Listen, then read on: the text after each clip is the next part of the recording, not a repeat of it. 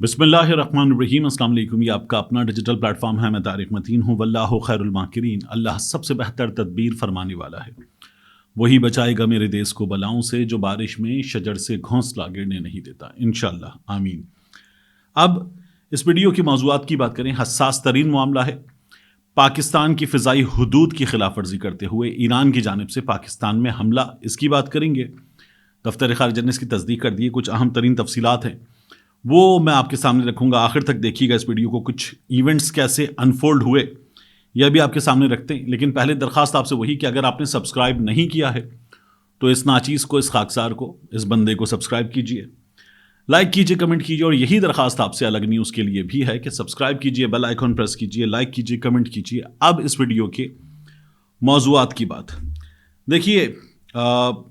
हमारे यहाँ ये ख़बरें आना शुरू हुई और ये ख़बरें हमारे यहाँ ऐसे आना शुरू हुई कि वहाँ से दावा किया जा रहा है, ईरान की जानिब से दावा किया जा रहा है, जो पासदारान इनकलाब हैं, ईरानियन रेवोल्यूशनरी गार्ड्स, उनकी जानिब से पाकिस्तान में मिसाइल दागे गए हैं। ये ख़बरें आना शुरू हुई।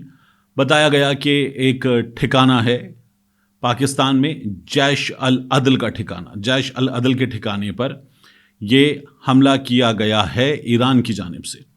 लेकिन ये खबरें बड़े अजीब अंदाज में आ रही थी। अब ये चीज़ें जैसे अनफोल्ड हुई हैं, उसको अगर आप देखें, समझें, तो आपको अंदाज़ा होगा कि मामला है क्या। तो ये खबरें वहाँ से आईं और फिर वहाँ पर बहुत से मीडिया आउटलेट्स ने इन खबरों को पब्लिश करने के बाद डिलीट किया और फिर उसके बाद ये इंटरनेशनल मीडिया में भी इसी तरह से रिपोर्ट हुआ। जैसे एसोसिएटेड प्रेस ने या कुछ दीगर इदारों ने बताया कि ईरानी हुक्काम ने ये दावा किया है और साथ में उन्होंने ये भी बताया कि ईरानी मीडिया आउटलेट्स ने ये खबर दी और ख़बर देने के बाद इसको डिलीट कर दिया। ट्विटर पे कुछ ज़रा और मुख्तलिफ मामला हुआ और वहाँ पर हेल्ड किया गया। अब ये एक अजीब सी सिचुएशन थी। इस सिचुएशन में पहली जो डिटेल्स आई वो ये थी कि ईरान की सिक्योरिटी फोर्सेस ने पाकिस्तान की सरहद के अंदर एक गाँव में रिहायशी मकानों को निशाना बनाया और इसमें जो ईरान की जानिब से खबरें आ रही थी इब्तिदा में, उनमें कोई भी जानी नुकसान नहीं हुआ, ये इत्तलात आईं। और ये किस वक्त हुआ? डेवोस में। वहाँ अनवारुल हक काकड़ स्विट्ज़रलैंड के शहर डेवोस में पाकिस्तान की नुमाइंदगी कर रहे हैं और वहाँ उनकी ईरान के वज़ीर ख़ारिजा से मुलाकात भी हुई।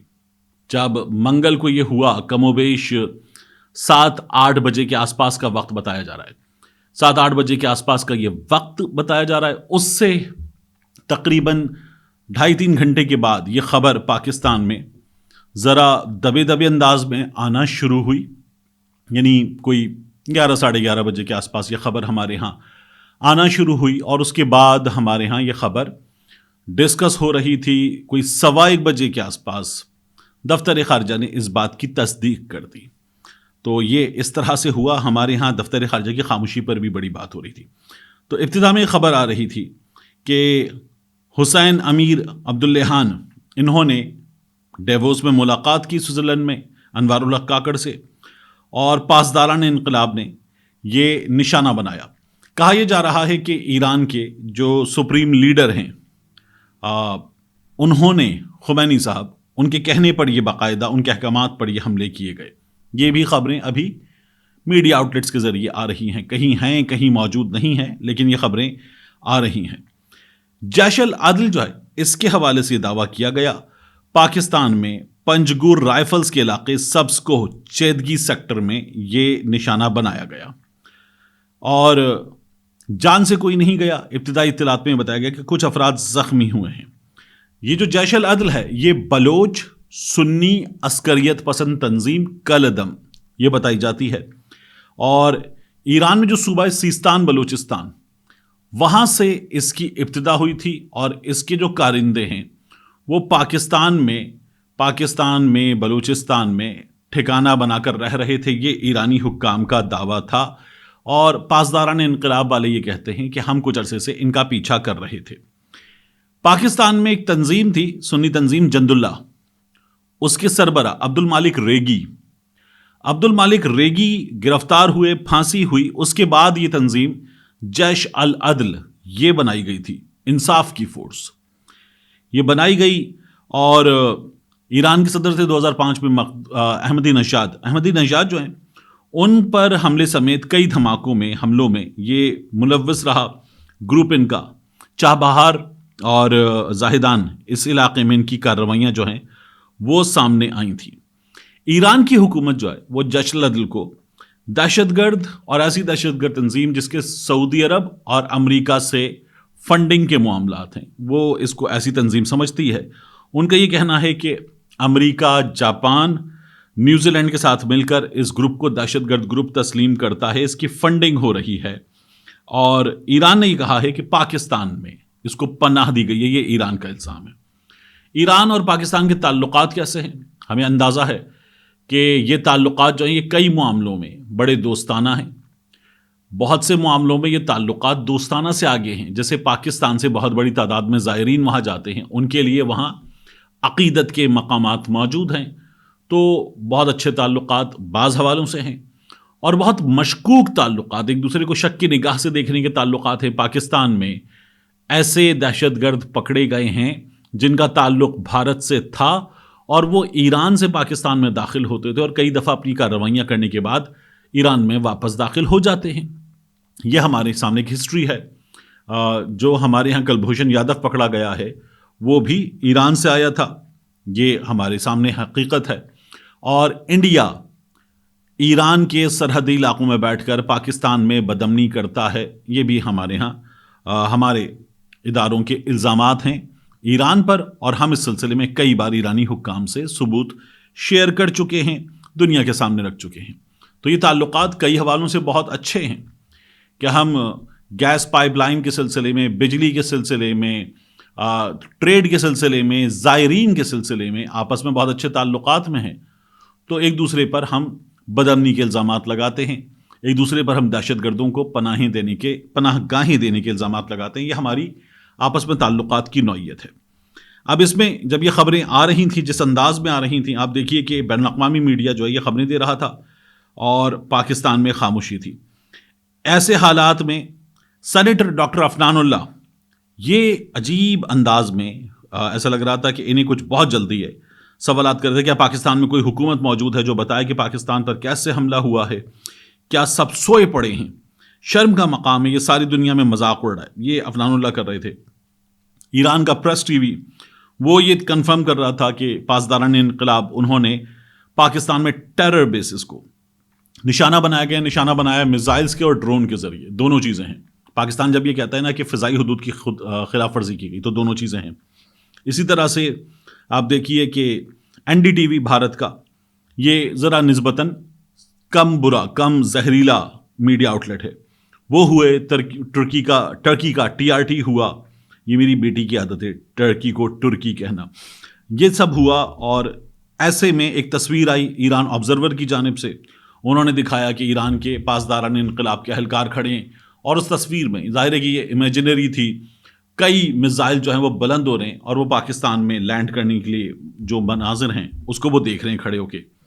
اور ساتھ میں ہی ایران آبزرور وہاں کا وہ پاکستان کے وزیر اعظم، نگراں وزیر اعظم انوار الحق کاکڑ کی اور امیر حسین عبداللہان ان کی جو تصویر ہے ایران کے وزیر خارجہ کی، وہ شیئر کر رہا تھا کہ یہ کس وقت میں ہوا ہے، کیا ہوا ہے۔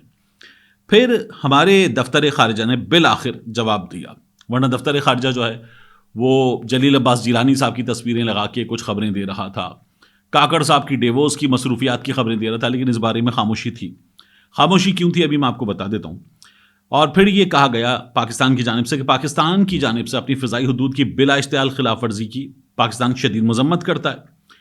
ایران کی جانب سے فضائی حدود کی بلا اشتعال خلاف ورزی کی گئی ہے، ممتاز زہرا بلوچ صاحبہ نے یہ بتایا، اور پاکستان نے کنفرم کیا کہ اس کے نتیجے میں 2 معصوم بچے جاں بحق ہوئے ہیں، 3 بچیاں زخمی ہوئی ہیں۔ اب اس کو آپ دیکھیے، ایران والے کہہ رہے ہیں کہ ہم نے پاکستان میں ٹیرر بیسز کو، دہشت گردوں کے ٹھکانے کو نشانہ بنایا۔ پاکستان کہہ رہا ہے کہ معصوم بچے زخمی ہوئے ہیں، شہید ہوئے ہیں۔ ممتاز زہرا بلوچ صاحبہ کہتی ہیں کہ پاکستان کی خود مختاری کی یہ خلاف ورزی مکمل طور پر ناقابل قبول ہے، اس کے سنگین نتائج نکل سکتے ہیں۔ پاکستان میں لوگ ڈیمانڈ کر رہے ہیں کہ اس کے سنگین نتائج ایران کو بھگتنا ہوں گے، پاکستان ایسا جواب دے۔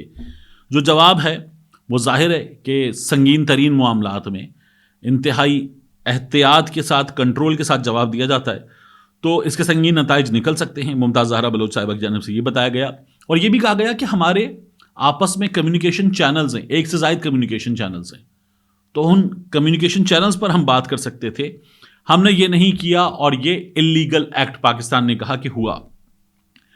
پھر یہ بتایا جا رہا ہے کہ پاکستان کی جانب سے پہلے ہی تہران میں ایرانی وزارت خارجہ میں متعلقہ سینئر عہدیدار کے پاس شدید احتجاج درج کرایا جا چکا ہے. جب ہم پاکستان میں ویٹ کر رہے تھے کہ ہمارا دفتر خارجہ ہمیں کچھ بتائے گا اس سلسلے میں، تو پاکستان کا دفتر خارجہ وہاں احتجاج ریکارڈ کرا چکا تھا، اور ساتھ ہی پاکستان نے طلب کیا ہے پاکستان میں جو ایرانی ناظم الامور ہیں ان کو اس سلسلے میں شدید مذمت کی جائے گی پاکستان کی جانب سے، ان سے فارملی یہ معاملہ اٹھایا جائے گا. پاکستان نے جو مزید کہا ہے وہ یہ ہے کہ دہشت گردی خطے کے تمام ممالک کے لیے مشترکہ خطرہ ہے.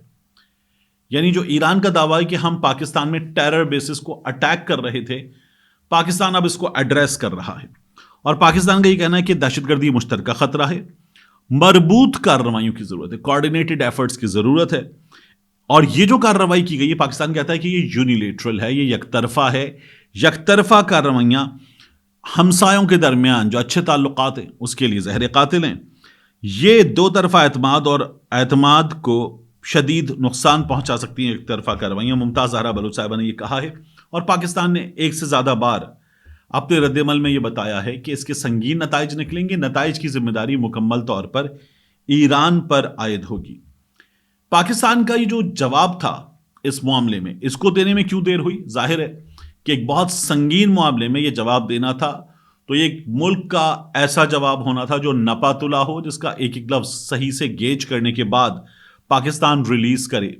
تو ایک اس کو ڈرافٹ کرنے میں ظاہر ہے کہ کچھ دیر لگی، پھر اس کے بعد اس کو کمیونیکیٹ کیا گیا بٹوین دا انٹرم گورنمنٹ کی پولیٹیکل لیڈرشپ اور ملٹری لیڈرشپ، ان کے درمیان اس پر ڈسکشن ہوا، یہ اپروو ہوا، ویٹ ہوا، اور اس کے بعد یہ میڈیا کے لیے ریلیز کیا گیا پاکستان کی جانب سے.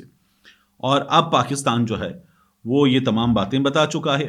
یہ میسج جب دفتر خارجہ نے ریلیز کر دیا تو اس کے بعد یہی میسج میڈیا آؤٹلیٹس کے لیے ISPR کی جانب سے بھی جاری کیا گیا، جس کا مطلب میری نظر میں یہ ہے کہ یہ ایک مشترکہ کوآرڈینیٹڈ اور ویل تھاٹ آؤٹ جواب ہے پاکستان کا، اور پاکستان اس سلسلے میں مزید مشاورت کرے گا، اور جواب کیا دینا ہے وہ ابھی پاکستان طے کرے گا. کب دینا ہے، کیسے دینا ہے، کس طرح دینا ہے، وہ پاکستان طے کرے گا.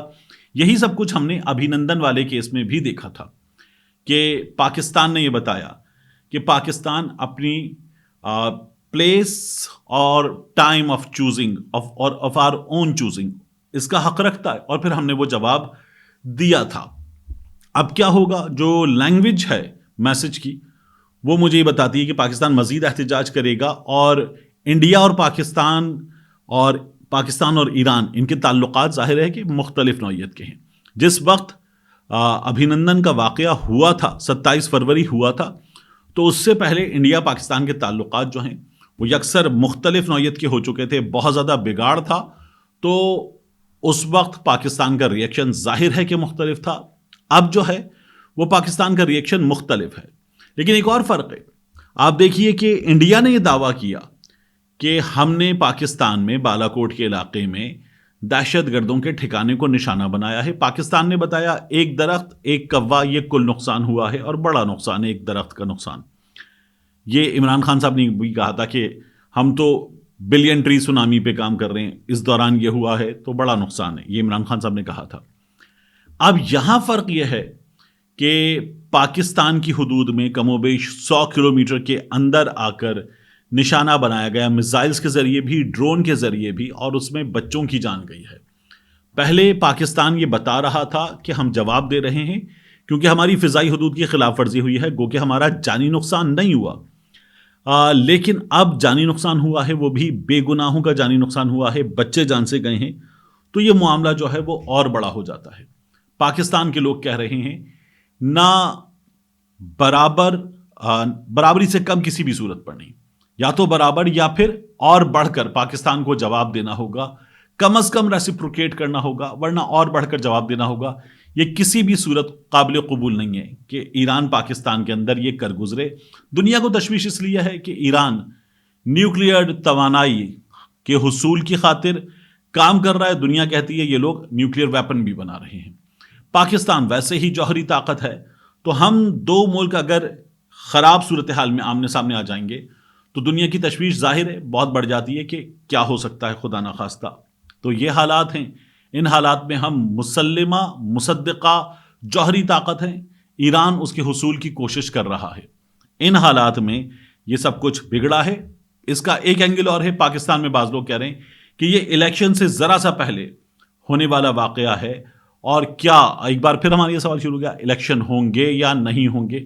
میرا خیال ہے کہ یہ ون آف اٹس کائنڈ ہے. یہ ریپیٹ نہیں ہوگا اور پاکستان کو بھرپور جواب دے دینا چاہیے اور ہمیں جانا چاہیے فری فیئر اور ٹرانسپیرنٹ الیکشن کی جانب کہ جو پاکستان کے لیے سب سے زیادہ ضروری ہے. ملتے ہیں انشاءاللہ آپ سے اگلی ویڈیو میں.